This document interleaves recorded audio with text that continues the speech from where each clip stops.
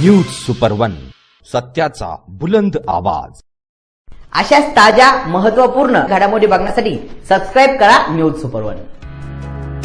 श्री साईबाबांवर देश विदेशातील लाखो भाविकांची श्रद्धा आहे। भाविक साईबाबांच्या झोळीत भरभरून दान देत असतात। असेच लोणी तालुका राहाता येथील साईभक्त श्रीमती आरती योगेश बिहाणी या साईभक्ताने 11,19,498 रुपये किमतीचा 73 ग्रॅम 720 मिलीग्रॅम वजनाचा आकर्षक नक्षीकाम केलेला सोन्याचे ब्रोच श्री साईचरणी अर्पण केलाय।